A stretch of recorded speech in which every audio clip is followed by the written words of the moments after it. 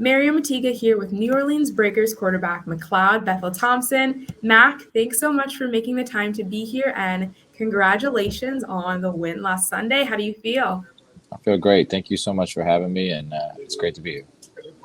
So you are 2 wins away from the USFL title. You've helped your team get here, leading the league in passing yards during the regular season. If you were to give me one word to sum up what this season has meant to you so far, what would it be and why? Oh, that's a great question. One word to sum it up. I think just one play at a time. It's fully in the moment. I really appreciate this team. I love being a part of this team. I love being part of this group, and it's truly our defense, our special teams, our run game that's really spurring the way this year. So I'm just kind of along for the ride and been riding the wave of this amazing team and how talented we are. So like you said, we are 2 wins away. So I'm just so excited to get this team over the hump and to handle what we need to handle this week and push on towards the next week. So it's been a lot of fun. What's been the most challenging part of the season for you and why?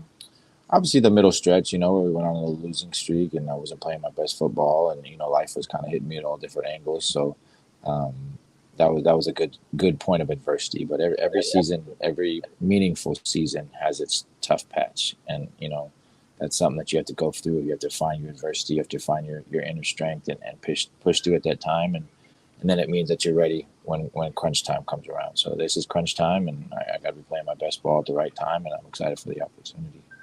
Yeah, you mentioned finding your adversity and inner strength. What are some ways that you've done that? Just sitting with family, appreciating my daughter, appreciating my wife, my mother, and the support network that I have, and just like taking the moment to cherish their love and just take the little moments and the little moments you have throughout the week. You can't control results all the time, but you can definitely control your process and you control the people that are around you and the love that you're pouring into people and the love that they're pouring into you. So it's just been a great opportunity to enjoy the two things I love most, and that's family and football. And I'm excited for these last 2 games to tap it off. What would you say has been the most rewarding part of the season so far? Just to get to know these group of guys and be close to family. Like I said, my 2 favorite things are kind of intertwined with football and family this year. So they're both real close, and just get to know another great group of humans that are playing the game they love, and being close to family while I get to do it. How would you describe the team dynamic of the New Orleans Breakers? The team dynamic, it's just a lot of really good people, a lot of great characters who love to play the game of football. They truly love the game of football, and it shows on how they play the game. And I think we're a clutch team. We got a big backbone. We like playing with each other. We're a group of characters. We kind of have all the elements, and I think we're really talented alongside that. So I'm excited for us to put together a complete game and see how truly good we can be. You've said what makes championship DNA is how you handle the locker room. How have you built that brotherhood amongst your teammates? Yeah, we try to hang out as much as I can. It's been a crazy fast season, so I haven't feel like I've done it as much as I would like to. But we try to have O-line dinners and hang out. Make sure we have bus rides back from Memphis for 3 hours. We get to hang out on the bus, and we kind of get to soak up that time. And we do spend pretty much every day with each other. So, like I said, it's just a good group of people, and we're excited to just put together a complete game. We don't feel like we've played well yet, so we want to put that together for all 3 sides of the ball for 4 quarters and see how good we can be. You've worked with Coach John DeFilippo during your time with the Eagles. I know he was one of the reasons why you came to the league. What is it about him that drew you here, and what has it been like being led by him? Yeah, it's just what immediately stands out is his offensive mind, right? He has such a prolific kind of dynamic offense, and I got to see a glimpse of it when I was in Philly, and then I got to kind of get immersed in it here. And then the other thing is his passion for the game of football. He truly loves the game of football, and he's a football junkie. So we kind of share that in common a little bit, and I'm really excited to make his first head coaching debut a really successful one, and we got 2 more games to make that happen. What's something that fans would be kind of surprised to know about him?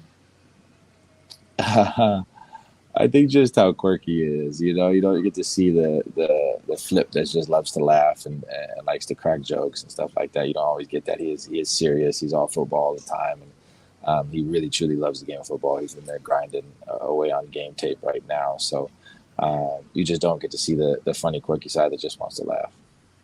Yeah. So family and ultimately getting closer to playing in the NFL were a big part of your decision to come to the USFL.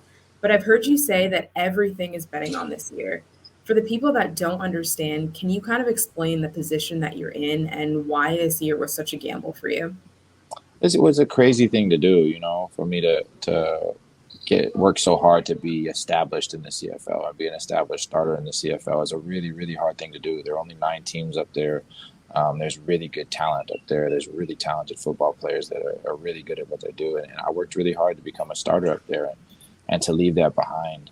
It's crazy. It makes no sense. It's like you finally work so hard to get yourself established to play the game you love, and then you're switching to a new league and a new environment, or you have to compete to be the starter and fight every week. And that's a pretty crazy thing to do. But I think it was the right challenge at the right time. And I don't play the game for monetary reasons. I don't play the game for fame reasons. I play the game because I'm chasing my best self. And I think that this season put a huge amount of adversity I wasn't expecting. And I think that's a good thing because it made me stronger.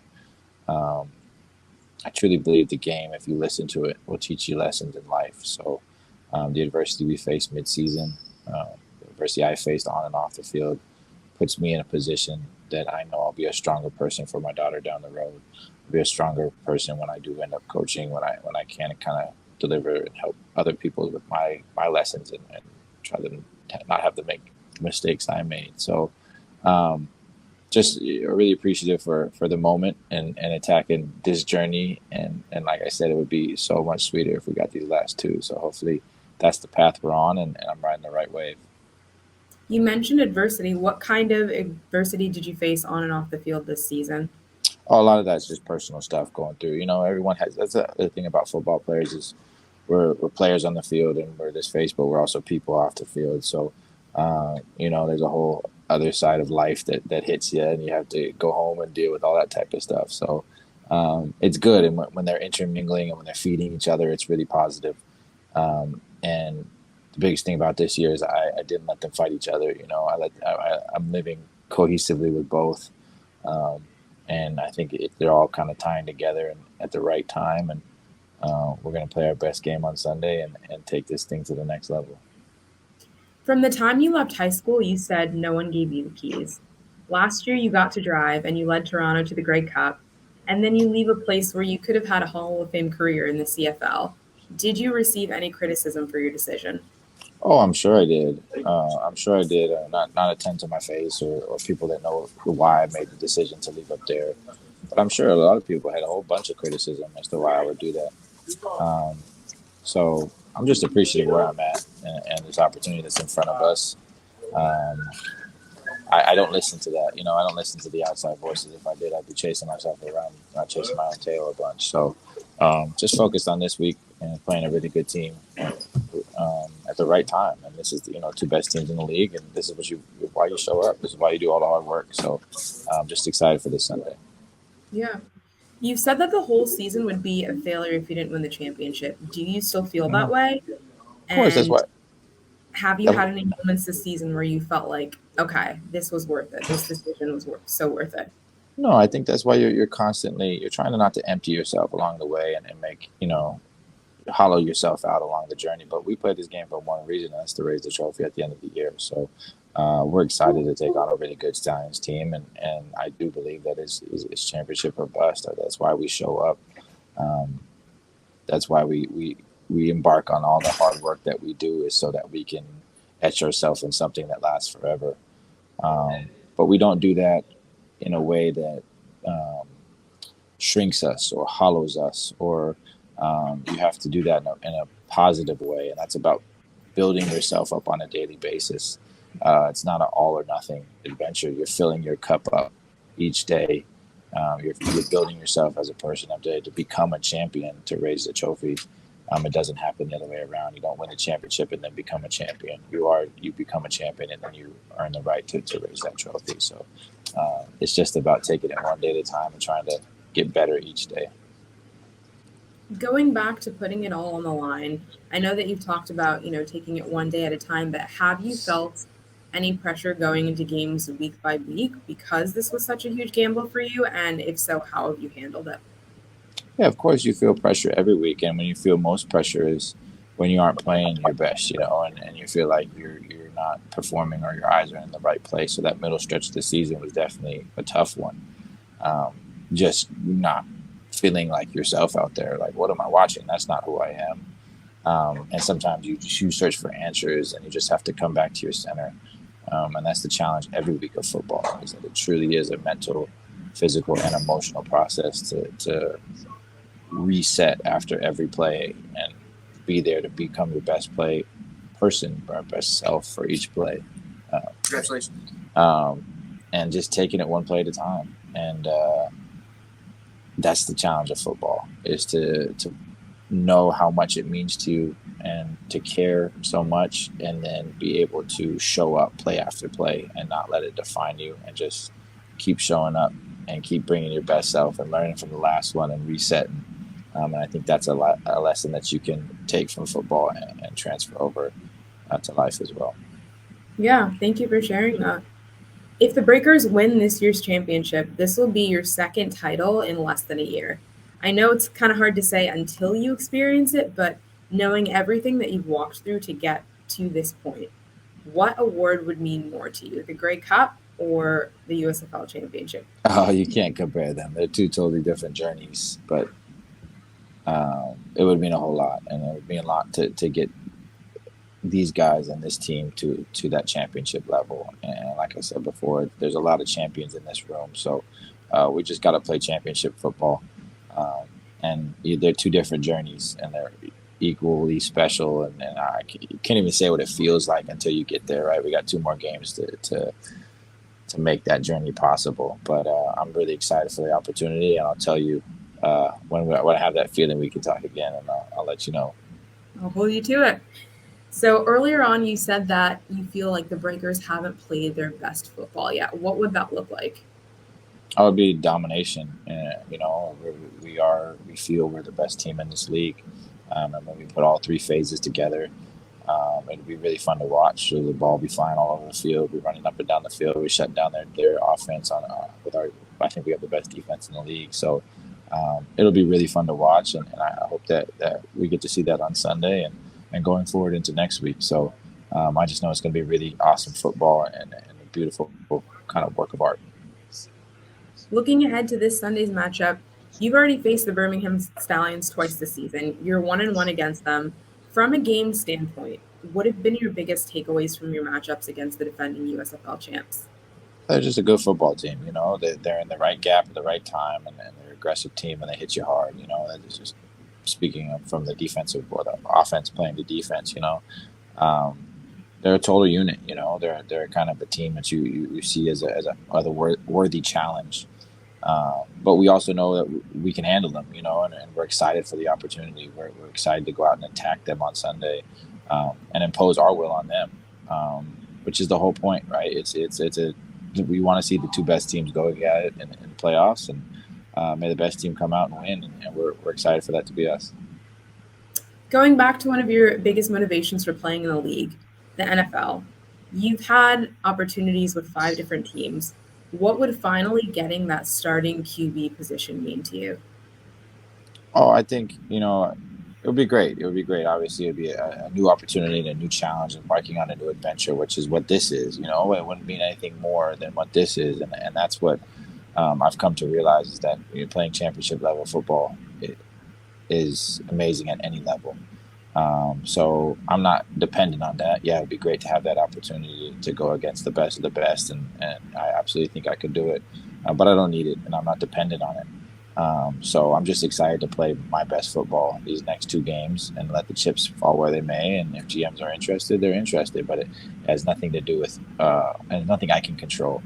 So what I'm really focused on is controlling what I can control, and that's playing my best football for these last 2 games and showing up to see the football player that I want to see. I haven't seen that guy yet this year, so I'm excited to see him come out on Sunday and the following week to see the best football player that I know I can be.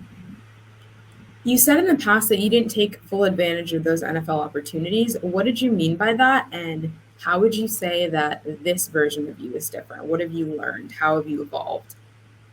I think there's two things to that answer. I think that one, not being so beholden to the game and not needing it as much frees me up to play better football. And the other thing is just prioritizing the right things in your life, prioritizing the rest recovery and prioritizing the game plan and prioritizing your craft and having that wisdom to create that little space between you and the game that you need to play your best, along with all the other stuff that is of playing football. You don't just, as a quarterback, there's so many things you have to think about on a play-to-play basis. Now I have the experience that gets me past the simple things and into the complex things, like it's 3rd and 6 and on the fringe.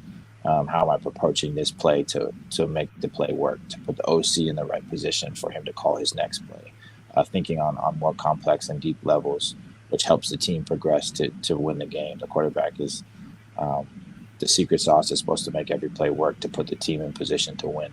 That's their job. So it's kind of thinking on a deeper level of the game, which helps the offensive coordinator and head coach do their job. So I think that's a benefit to any team, and having that kind of experience in the game, but also that distance away from the game to prioritize the right things to do that.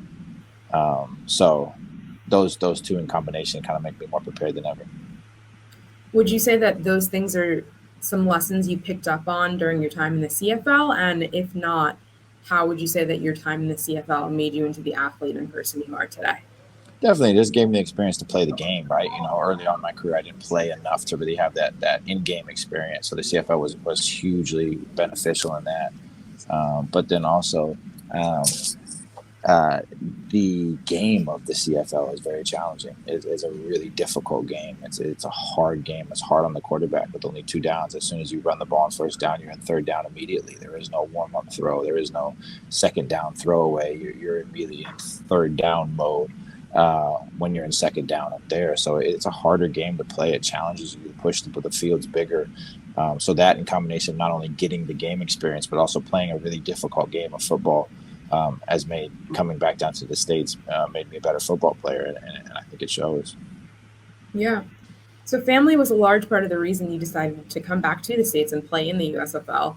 Your partner is a successful writer for Marvel, and you guys are both laying that groundwork for hard work and success for your daughter. What does it mean to you that Aziza gets to cheer for both of you guys? Oh, it means the world, man. She's such a cool kid, and she just every day I get to see her, she wakes up with an unbelievable attitude. She wakes up with new insight, with creative things to say.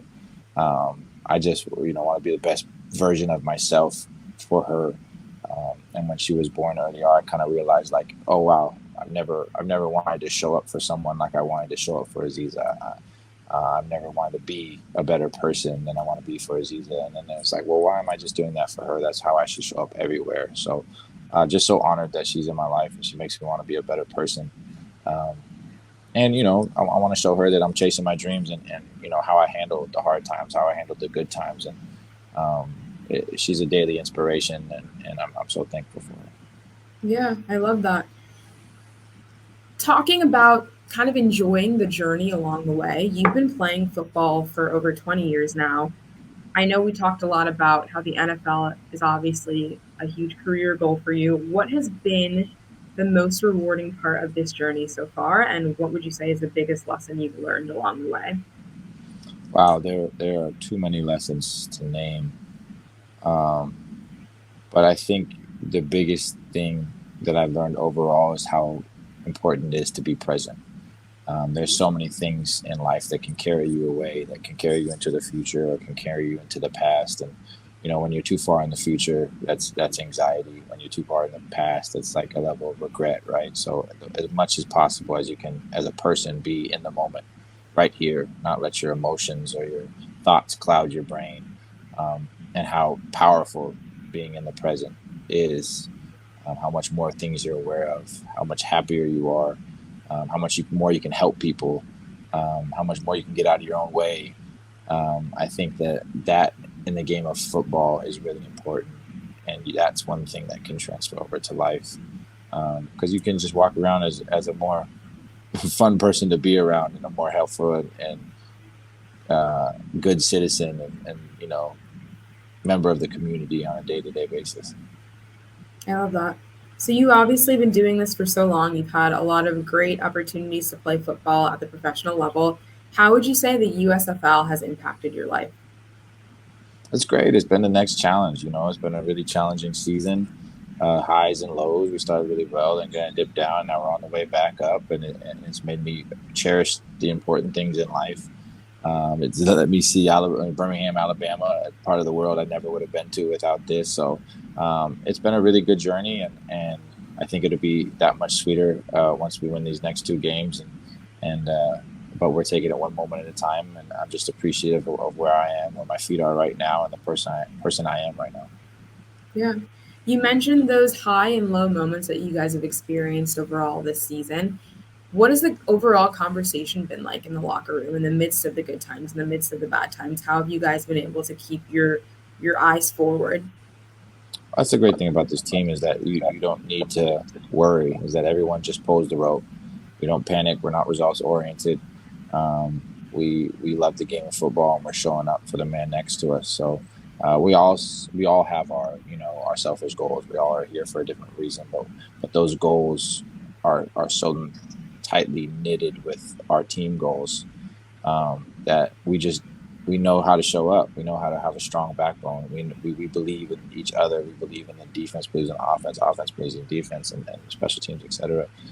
That when we go out and play a complete game, we're gonna win the game, and then we're gonna show up as humans the next day. So just excited for this team to put it together and get that celebration feeling in that locker room, and there's nothing better. I love that. All right, I've got a little speed round for you. Can you handle this? Oh man, I love it. Let's do it. All right. I'm nervous. I'm not ready for game day without blank. Food. Game day hype song. Ooh, calm. I'm not no hype. I gotta slow myself down. So it's always something calm that just kind of puts me right in the zone. What is the most embarrassing song in your playlist? Embarrassing song? Mm-hmm. I don't know. There's some weird stuff in my playlist, so it's probably the whole thing is embarrassing. Do you have a guilty pleasure show? Ted Lasso. I don't think it's a guilty pleasure. That's what I'm listening to right now. Ted Lasso is the greatest show on television. Would you rather have a pause button in your life or a rewind button in your life? Oh man, that's a great question. Probably rewind, right? Okay. And first moment that comes back to your head, what would you rewind to if you had that button? First moment that I would rewind back to preseason game number 3 in 2015 against the Chicago Bears right before halftime. Why's that?